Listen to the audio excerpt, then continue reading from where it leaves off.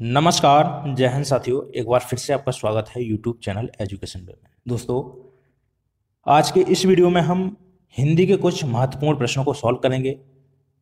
दोस्तों, यदि आप सीटेट एग्जाम दे रहे हैं, UP TET, Haryana TET, REET exam या फिर किसी भी टीटी एग्जाम में हिस्सा ले रहे हो जिसमें महत्वपूर्ण हिंदी के प्रश्न पूछे जाते हों, तो दोस्तों वीडियो को ध्यान से जरूर देखिएगा, क्योंकि यहाँ पर सभी प्रश्न आपके सिलेबस पर बेस्ड रखे हुए हैं और बहुत ही महत्वपूर्ण प्रश्नों की श्रृंखला यहाँ पे हमने आज ली हुई है। दोस्तों, यहाँ पर आपको बता दें, यदि आप इस वीडियो से संबंधित पीडीएफ पाना चाहते हैं तो हमारे टेलीग्राम चैनल को ज्वाइन जरूर कर लीजिएगा। लिंक आपको डिस्क्रिप्शन बॉक्स में मिल जाएगी। और यदि आप चैनल पर नए हों तो चैनल को सब्सक्राइब जरूर कर लें और वीडियो को अपने दोस्तों में शेयर कर दीजिए। तो चलिए फिर बिना देरी किए हम सबसे पहले प्रश्न की ओर बढ़ेंगे। तो कह रहा है कि संकर शब्द किसे कहते हैं। बहुत ही महत्वपूर्ण प्रश्न है, बिल्कुल इंपॉर्टेंट लगा लीजिएगा। देखिए, कह रहा है कि संकर शब्द किसे कहते हैं। कह रहा है कि ग्रामीण भाषा का शब्द होता है, संस्कृत भाषा का शब्द होता है, या फिर ग्रामीण व संस्कृत भाषा के कुछ विशेष शब्द होते हैं, या फिर कह रहा है कि दो भाषाओं से मिलकर बना हुआ शब्द क्या कहलाता है, संकर शब्द कहलाता है। तो यहां पर फोर्थ ऑप्शन बिल्कुल राइट आंसर हो जाएगा कि दो भाषाओं से मिलकर बना हुआ शब्द संकर शब्द कहलाता है। बहुत ही महत्वपूर्ण प्रश्न है, बिल्कुल याद रखना है। वो सीटेट दे रहे हो आप, यूपी टेट दे रहे हो, या फिर कोई सा भी एग्जाम दे रहे हो, बिल्कुल याद रखना है। ग्रामर पूछी जाएगी तो बहुत ज्यादा चांस रहेंगे संकर शब्द पूछे जाने के। तो देखिए, यहां पर संकर शब्द को बिल्कुल उदाहरण के माध्यम से समझेंगे। पहले तो देखिए, हमने नियम समझ लिया इनको कि जो संकर शब्द होते हैं वो दो भाषाओं के शब्दों से मिलकर बना हुआ शब्द संकर शब्द कहलाता है। तो याद रखना है। देखिए, जैसे मैं यहाँ पर उदाहरण ले रहा हूँ, ये मैं कह रहा हूँ कि रेलगाड़ी, ठीक है। तो जो रेलगाड़ी है वो आपका एक संकर शब्द है, जिसमें जो रेल है वो है अंग्रेजी भाषा का शब्द है, और जो यहाँ पर जो गाड़ी है वो है आपका हिंदी भाषा का शब्द। तो देखिए, दो भाषाओं से मिलकर बने हुए शब्द क्या कहलाते हैं, संकर शब्द कहलाते हैं। अब देखिए, आपको कुछ जैसे एक और मैं यहाँ पर उदाहरण लेता हूं, मैं लेता हूं मोमबत्ती, ठीक है, मोमबत्ती।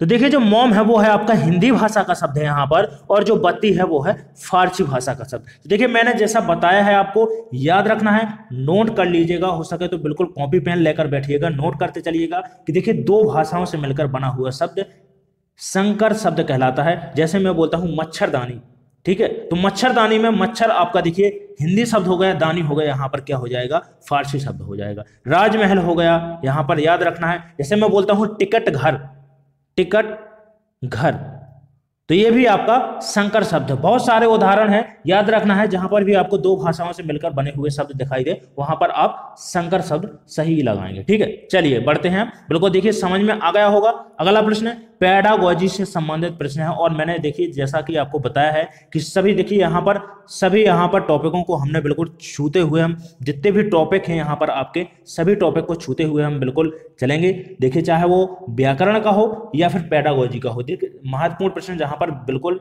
बनेंगे वो सभी लेते हुए चलेंगे। तो देखिए, दूसरा है, कह रहा है कि प्राथमिक कक्षाओं में बच्चे बहुत कुछ लेकर विद्यालय आते हैं। जैसे अपनी, यहां पर डॉट डॉट दिया गया है, आपको वहां पर खाली स्थान में भरना है, क्या सही होगा। इसके बाद दिया गया है कि अपने अनुभव, दुनिया को देखने का दृष्टिकोण और आदि। तो आपको देखिए, जो रिक्त स्थान दिया गया है यहां पर आपको भरना है कि यहां पर इन चार ऑप्शन में से क्या भरा जाएगा। कह रहा है कि देखिए, जो बच्चे होते हैं वो अपनी समस्याएं लेकर विद्यालय आते हैं। कह रहा है कि पाठ्य पुस्तक लेकर आते हैं, भाषा लेकर आते हैं, या फिर अपनी कमियां लेकर आते हैं।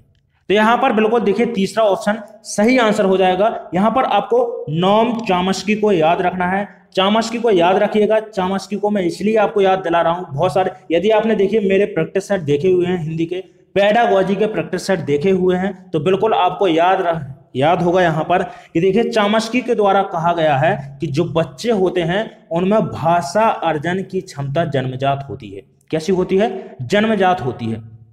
जन्म से ही बच्चा क्या होता है, उसमें भाषा सीखने की क्षमता होती है, ठीक है। ये कहा गया है नोम चॉम्स्की के द्वारा। तो देखिए, जो बच्चे होते हैं वो विद्यालय अपनी भाषा के, भाई उसके साथ में मातृभाषा होती है, ठीक है। बच्चा क्या है, जैसे ही 2-3 वर्ष का होता है उसका शब्दकोश बढ़ता जाता है और वो क्या है, अपनी मातृभाषा सीखने लगता है, ठीक है। तो जो बच्चा होता है वो किसके साथ में, मातृभाषा के साथ में विद्यालय में प्रवेश करता है। तो देखिए, यहां पर जो खाली स्थान दिया गया है वहां पर क्या भरा जाएगा। देखिए, एक बार फिर से हम प्रश्न को पढ़कर देख लेंगे। देखिए, प्राथमिक कक्षाओं में बच्चे बहुत कुछ विद्यालय लेकर आते हैं, जैसे अपनी भाषा अपने अनुभव, दुनिया को देखने का अपना दृष्टिकोण। वो किस तरीके से अपने दुनिया को देखते हैं, अपने हिसाब से उसको देखने का तरीका। ठीक है, तो जो भाषा है वो क्या होती है, जन्मजात होती है। नोम चॉम्स्की के द्वारा ये कहा गया है। ठीक है, तो याद रखिएगा जो बच्चे होते हैं उनमें भाषा सीखने की क्षमता कैसी होती है, जन्मजात होती है। इस कथन को आप लिख लीजिएगा, बहुत इंपॉर्टेंट कथन है। चलिए दूसरा प्रश्न देखिए, यहां पर कह रहा है कि सुरभि अक्सर क्या करती है, जो डा है, डा वाले शब्दों को क्या करती है, गलत तरीके से उच्चारित करती है। तो आप यहां पर क्या करेंगे, कह रहा है कि उसे, देखिए यहां पर ये गलत हो रहा है, यहां पर भी क्या है, डा। ठीक है, तो उसे क्या करना है कि डा वाले शब्दों की सूची पढ़ने और लिखकर अभ्यास करने के लिए देंगे, या फिर उसे डा वाले शब्दों को अपने पीछे पीछे दोहराने के लिए कहेंगे, उसे सहजता के साथ अपनी बात कहने के लिए प्रोत्साहित करेंगे, या फिर डा वाले शब्दों की सूची पढ़ने और बोलकर अभ्यास करने के लिए देंगे। तो यहां पर देखिए ऑप्शन तीसरा यहां पर सही आंसर हो जाएगा, सहजता के साथ में उसे अपनी बात रखने के लिए कहेंगे। ठीक है, तो यहां पर तीसरा ऑप्शन बिल्कुल राइट आंसर हो जाएगा। चलिए इसी के साथ में नेक्स्ट प्रश्न कह रहा है कि बुंदेलो, देखिए यहां पर देखिए साहित्य से संबंधित प्रश्न है। मैंने जैसा कि आपको बताया है कि बिल्कुल देखिए साहित्य को, व्याकरण को, और साथ में हम देखिए पेडागोजी भर भर के आपके एग्जाम में, सीटेट एग्जाम में पूछी जाएगी मोस्टली, क्योंकि ये प्रैक्टिस सेट सीटेट एग्जाम के लिए ही बनाया है, तो आपको याद रखना है। तो देखिए यहां पर साहित्य से संबंधित प्रश्न है, महत्वपूर्ण है। कह रहा है कि बुंदेलो हो, यहां पर बुंदेलो हर बोलों के मोह हमने सुनी कहानी, खूब लड़ी मर्दानी वह तो झांसी वाली रहनी थी। प्रस्तुत पंक्तियों में के रचयिता आपको बताना है कि कौन है, माखनलाल चतुर्वेदी, सुभद्रा कुमारी चौहान, सोहन लाल द्विवेदी, या फिर राम नरेश त्रिपाठी। तो देखिए जो ये पंक्ति है सुभद्रा कुमारी चौहान के द्वारा लिखी गई है, तो यहां पर दूसरा ऑप्शन बिल्कुल राइट आंसर हो जाएगा। चलिए नेक्स्ट प्रश्न देखिए, कह रहा है कि हिंदी दिवस कब मनाया जाता है, 14 सितंबर को, या फिर 5 सितंबर को, 2 अक्टूबर को, 26 जनवरी को। तो देखिए बिल्कुल सिंपल प्रश्न है, 14 सितंबर को हिंदी दिवस मनाया जाता है। बहुत इंपॉर्टेंट प्रश्न है, कई बार पूछा गया है इसलिए ले लिया मैंने। देखिए चलिए अगला प्रश्न है, कह रहा है कि समाज शब्द का अर्थ बताना है। कह रहा है कि संक्षेप होता है, विच्छेद होता है, नवीन अर्थ होता है, या फिर विस्तार होता है। तो देखिए जो समास है, समास का जो अर्थ होता है सही मायनों में वो होता है संक्षेप होता है। तो यहां पर पहला ऑप्शन बिल्कुल राइट आंसर हो जाएगा, पहले के साथ में यहां पर सही आंसर चला जाएगा। जो समास होता है उसका अर्थ ही होता है संक्षेप होता है, तो यहां पर बिल्कुल पहले के साथ में सही आंसर हो जाएगा। ना देखिए जो समास है ना तो उसका नवीन विस्तार होता है, ना विस्तार होता है, ना नवीन अर्थ होता है। ठीक है, चलिए महत्वपूर्ण प्रश्न है, बिल्कुल देखिए पूछे जाने की संभावना भी बनेगी। देखिए अच्छे प्रश्न रखे हुए हैं, बिल्कुल आप गौर से देखते चलिएगा।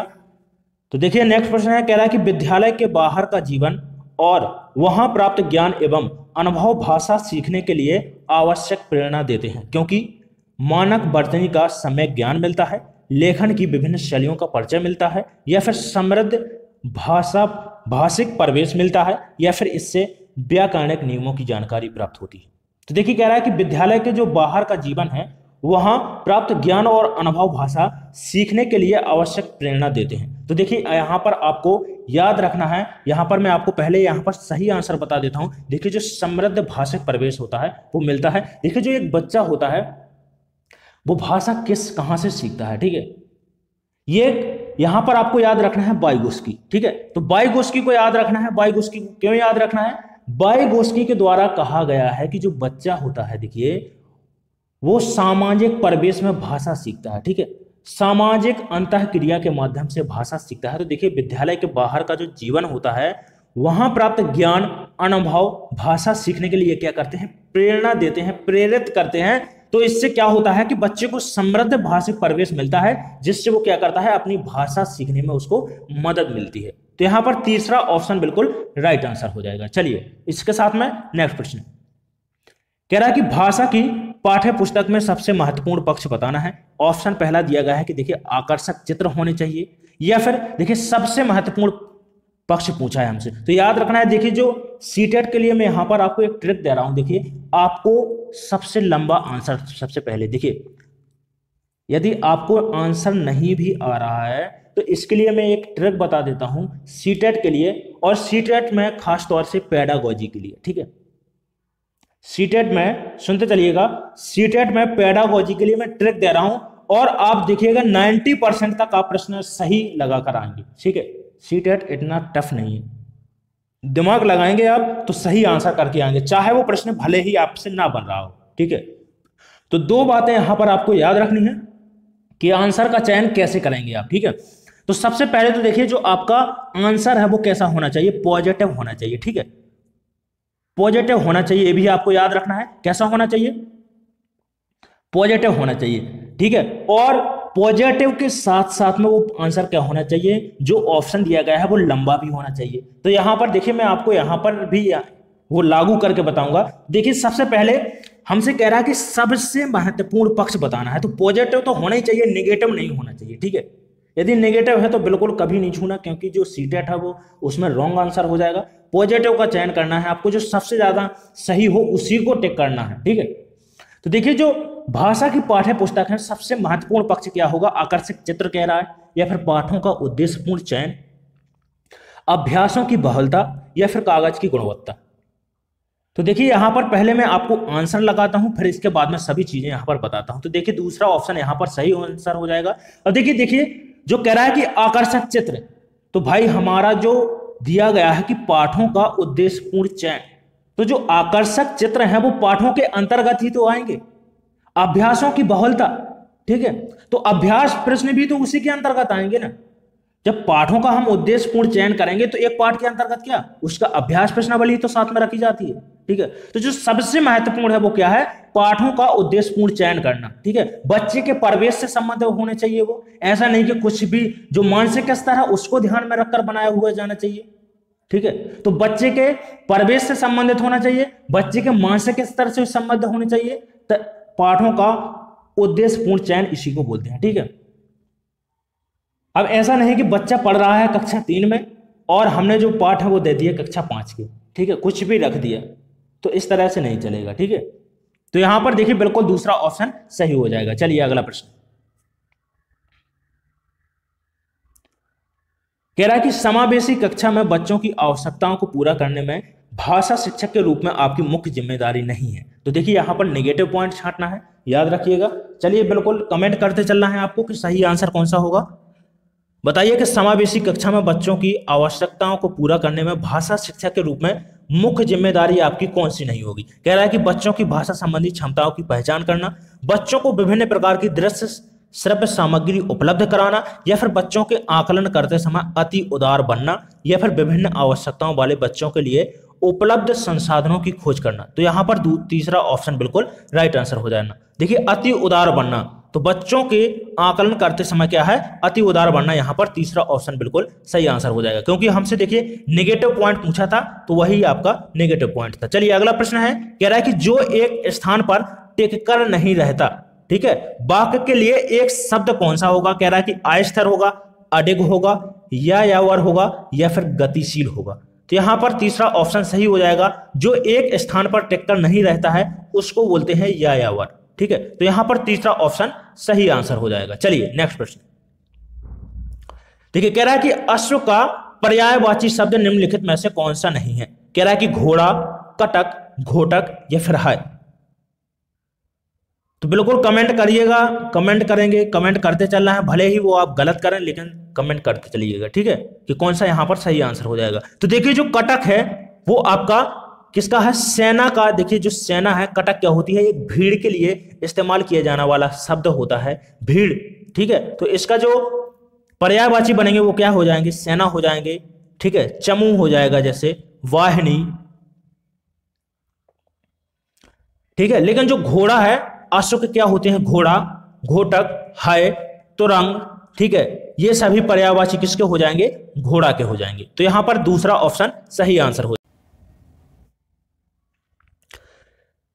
कह रहा है कि निम्नलिखित में से कौन सा रासो आला खंड के नाम से प्रसिद्ध है। पहला ऑप्शन दिया गया है कि पृथ्वीराज रासो को आला खंड कहते हैं, खुमान रासो को कहते हैं, परमाल रासो को कहते हैं, या फिर बीसलदेव रासो को कहते हैं। तो आपको कमेंट करके बताना है कि आला खंड के नाम से किसका उपनाम, किस रासो का उपनाम आला खंड है। बिल्कुल कमेंट करते चलिएगा, गलत करेंगे कोई प्रॉब्लम नहीं, लेकिन साथ में कमेंट करते चलना है आपको। ठीक है, तो यहां पर देखिए तीसरा ऑप्शन सही आंसर हो जाएगा। जो परमाल रासो है, जगनेक के द्वारा लिखित परमाल रासो को आला खंड कहा जाता है। याद रखना है किसके द्वारा लिखा गया है, तो जगनेक के द्वारा लिखा गया है, ये भी आप याद रखिएगा। पृथ्वीराज रासो की बात करते हैं तो देखिए प्रथम महाकाव्य है, प्रथम महाकाव्य की संज्ञा किसको दी गई है, तो पृथ्वीराज रासो की दी गई है।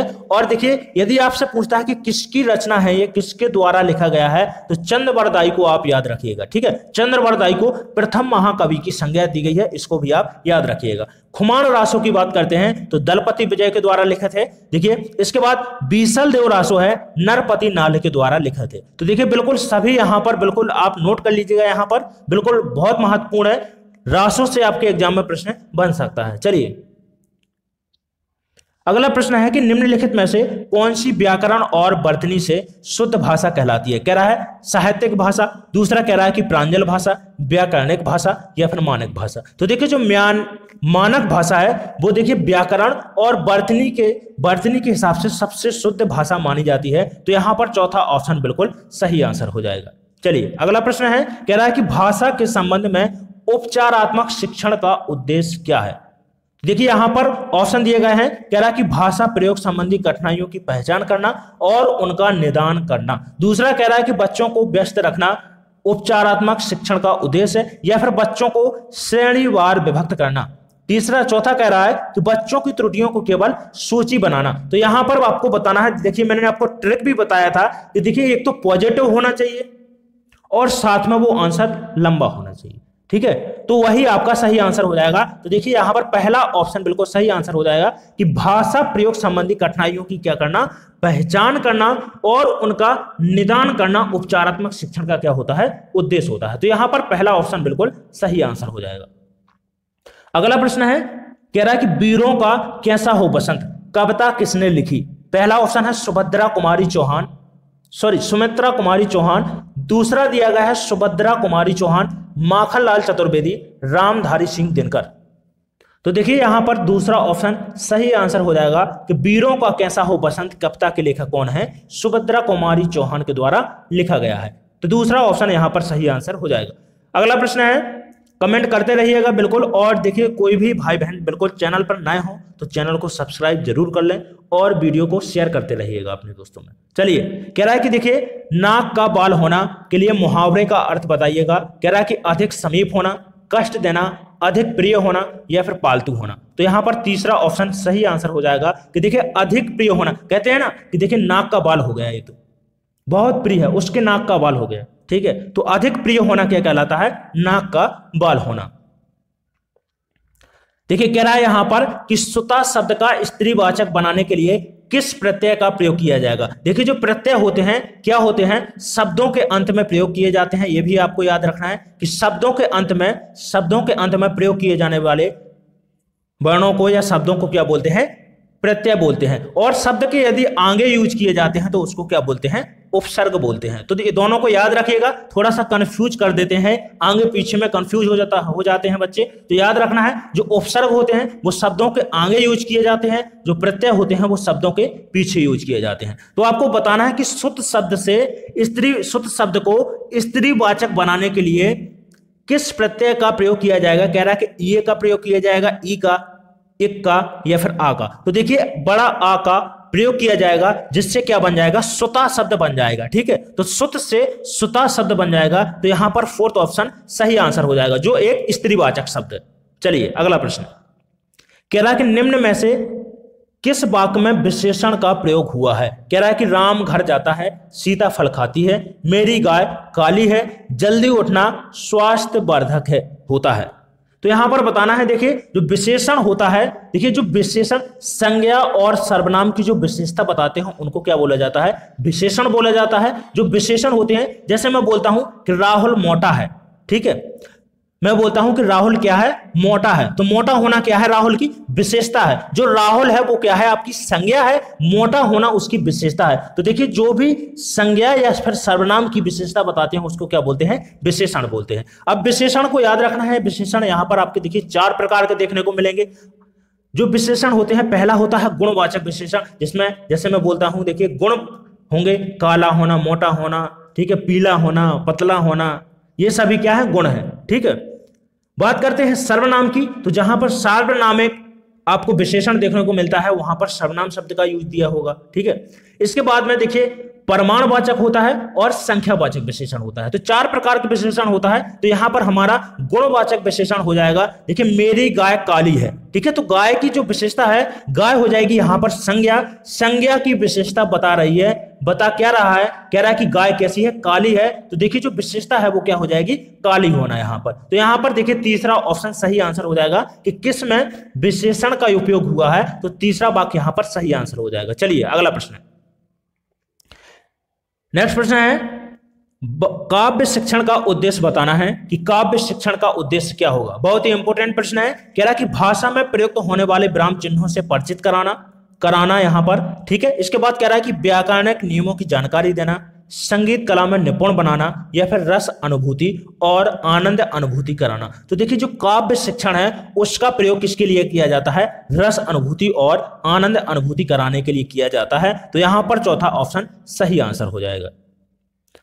अगला प्रश्न कह रहा है कि व्याकरण शिक्षण की आगमन विधि। तो जो आगमन विधि की यहां पर विशेषता बताना है। देखिए जो आगमन विधि है और एक होती है निगमन विधि, दोनों विधियां अरस्तु के द्वारा दी गई हैं। सीडीपी भी आपसे पूछा जाएगा, तो सीडीपी के अंतर्गत देखिए पूछ लिया जाएगा कि किसके द्वारा दी गई हैं, अरस्तु के द्वारा दोनों विधियां दी गई हैं, आगमन और निगमन विधियां। तो देखिए जो आगमन विधि होती है, आगमन विधि को आपको याद रखना है कि इसका होता है उदाहरण, पहले उदाहरण समझाया जाता है, उदाहरण से नियम की ओर। ठीक है, इसके बाद में नियम बताया जाता है। जो निगमन विधि है, नी से आपको याद रखना है कि पहले नियम बताया जाता है, इसके बाद में उदाहरण प्रस्तुत किए जाते हैं। तो देखिए जो आगमन विधि है वो आपकी बेसिकली प्राथमिक स्तर पर यूज की जाती है। 1 से कक्षा 5 तक की पढ़ाने के लिए आगमन विधि का उपयोग किया जाता है, क्योंकि जो बच्चे होते हैं वो थोड़ी कम समझदार होते हैं। कक्षा 5 तक का बच्चा कितना समझदार होगा, ठीक है, तो उसको जो विधि का उपयोग किया जाता है पढ़ाने के लिए, आगमन विधि का उपयोग किया जाता है। तो पहले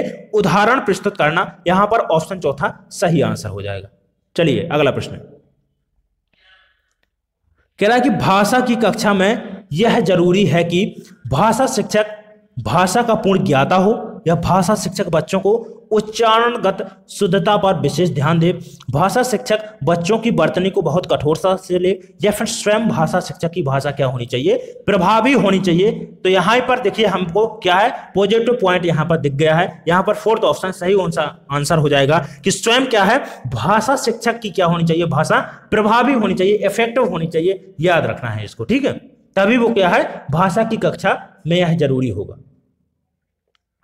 अगला प्रश्न है, कह रहा है कि भाषा की कक्षा में कहानी सुनाने का मूल उद्देश्य क्या है। बच्चों की कल्पना शक्ति का विकास करना, बच्चों में सुनकर दोहराने की आदत का विकास करना, बच्चों में अनुशासन बनाए रखना, बच्चों का मनोरंजन कराना। तो पहला ऑप्शन यहां पर सही हो जाएगा कि बच्चों की कल्पना शक्ति का क्या करना है, जो कहानी है, कहानी सुनाने का मूल उद्देश्य होता है। तो पहले के साथ में यहां पर सही आंसर चला जाएगा। देखिए ना, सुनकर दोहराने की आदत का विकास करना होता है, नियम सिखाना भी नहीं होता है उसको, या बच्चों का मनोरंजन करना, क्योंकि हमसे पूछा है, देखिए मूल उद्देश्य बताना है आपको, ठीक है।